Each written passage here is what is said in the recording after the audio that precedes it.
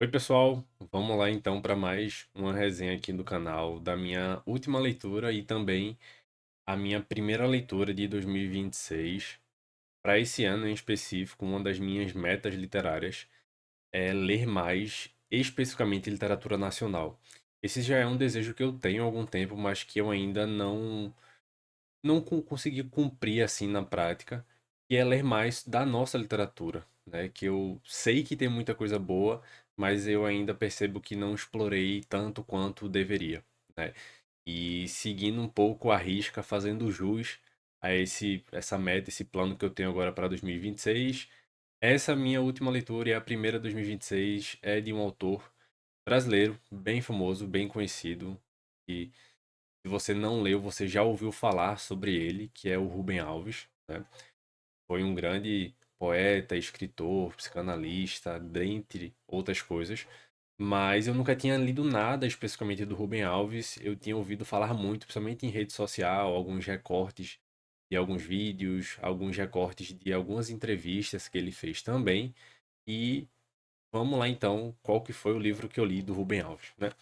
Foi esse livro aqui, chamado A Grande Arte de Ser Feliz. Eu confesso que quando eu li esse título, eu fiquei um pouco pé atrás, porque passa muita impressão de ser aqueles livros de autoajuda, né? Ele vai dizer o que você tem que fazer para ser feliz e tal.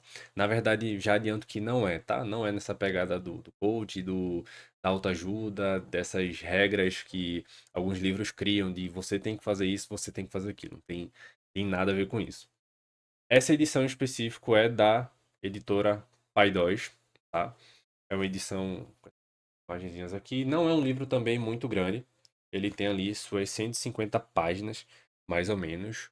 Porém, é uma leitura muito rápida porque os textos são muito curtos, tá? Eu vou tentar mostrar para vocês aqui, mas a própria diagramação do texto é muito pequena com relação à folha, né? Ó, dá para ver aqui, ó, que o texto é só dentro desse enquadramento aqui. Toda essa parte de baixo fica livre, aqui em cima também fica livre e não são letras muito pequenas. Ou seja, todo o livro segue essa ordem e não é muito texto por página. Já são poucas páginas, 150, e também as páginas são muito curtas, né? No sentido de que tem pouco texto. Então, assim, isso faz com que esse livro tenha uma leitura muito curta. Você consegue ler com uma certa velocidade, porque realmente é muito. Facilita muito, assim, nesse quesito, né? E isso faz com que você consiga, por exemplo, num dia, tranquilamente, se você, tipo assim, tirar o dia todo, eu acho que em algumas horas, assim, consecutivas, né, você consegue tranquilamente fazer a leitura desse livro, tá bom? E sobre então, e sobre, na verdade, o que esse livro fala. Vamos lá.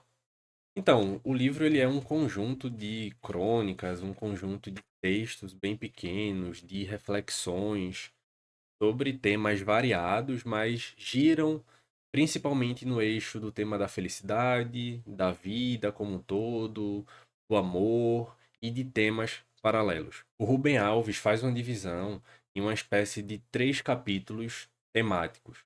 São três grandes capítulos que cada um desses capítulos tem uma coletânea de textos e de escritos.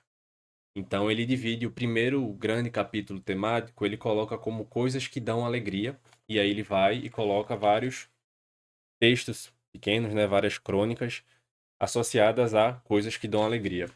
O segundo capítulo temático é coisas do amor, faz a mesma coisa, e o último, coisas da alma, e também traz as suas crônicas. O livro ele dá muito a visão, dá a visão não, eu acho que essa é a grande característica do livro, de trazer a percepção do Rubem Alves sobre determinados temas, ou seja, sobre a felicidade, sobre o amor, sobre a religião, sobre Deus, sobre questões da alma, sobre, enfim, sobre tudo que ele fala aqui. Não é um livro técnico, é um livro justamente que, para mim, traz muito a visão de como se fosse o Rubem Alves querendo fazer com que a gente pense ou reflita sobre algumas coisas. É como se fosse tipo assim, ó, tu já pensasse sobre isso dessa forma aqui? E aí ele traz alguma metáfora, ele traz alguma reflexão, ele traz alguma história para se pensar sobre aquilo ali. Já pensasse dessa forma? Já pensasse por esse outro viés, eu acho que o grande perfil do livro é esse, é fazer com que você, a partir de histórias pequenas, a partir de algumas crônicas, pense sobre esses temas que o Rubem Alves vem falando aí, a partir da sua percepção. É sempre a partir, obviamente, da percepção dele. Em alguns trechos, algumas histórias que ele traz, foi a partir de perguntas que fizeram para ele, que enviaram por e-mail, por carta, e que pediram para ele responder. Então tem algumas respostas, algumas histórias que eles contam aqui, como forma de refletir, de se pensar, que foi baseado em algumas perguntas que fizeram a ele, claro, dentro de todos esses eixos temáticos que ele traz aqui. Essa é a grande estruturação do livro, a grande forma que o livro se compõe. E claro, como eu já tinha adiantado, não é nada impositivo, nem criação de nenhum tipo de regra universal sobre esses temas, esses conceitos de felicidade, de amor, como esses construtos eles funcionam, nada do tipo. É realmente uma forma de se ver, não necessariamente uma regra que o Rubem Alves está falando que o amor é isso, o amor é aquilo, nem nada do tipo. E assim, a minha percepção como um todo do livro, eu confesso que não gostei tanto, porque eu acho que poderia ficar muito melhor a leitura se ele se aprofundasse mais nesses tópicos que ele traz. Se ele destrinchasse mais, se ele explorasse mais, se ele escrevesse mais sobre esses temas. Por exemplo, desses três grandes eixos temáticos que ele trouxe, para mim, os que têm as melhores histórias ou crônicas são do eixo que ele chama de Coisas do Amor. E aí as crônicas são, obviamente, sobre o amor, né? Sobre relacionamento, tem algumas sobre relacionamentos parentais, relacionamentos amorosos, enfim. Eu achei legal. Algumas dessas crônicas, para mim, as melhores, estavam justamente nesse grande eixo temático aqui. Que eu acho que se ele escrevesse mais, se ele se aprofundasse mais, se ele destrinchasse mais, seria muito mais rico, sabe? Então, de um modo geral, eu não gostei muito da leitura, porque uma outra questão, fora eu achar que se ele se aprofundasse mais seria melhor, porque, enfim, teria mais conteúdo, mais material para consumir. Eu acho que em alguns momentos os temas eles meio que ficaram muito soltos, né? Então, no momento ele está falando de religião e a percepção dele sobre a fé, sobre Deus e sobre a alma, sobre etc, etc. Depois ele passa o eixo temático, começa a falar do amor, depois passa a falar de felicidade, depois volta para falar da alma, de Deus, assim, não necessariamente tem uma coesão entre as crônicas, né, entre os conteúdos que são trabalhados.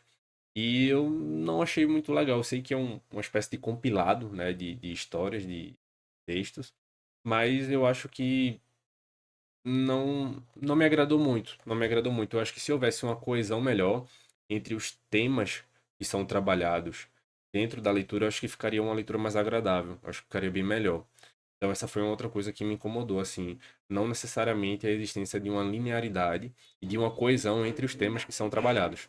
E realmente, assim, de um modo geral, essa foi a minha percepção. Se eu tivesse que dar uma nota, por exemplo, ao texto, de 0 a 10, eu daria uns 4 mais ou menos, porque realmente, não sei, eu acho que ficou um pouco vago.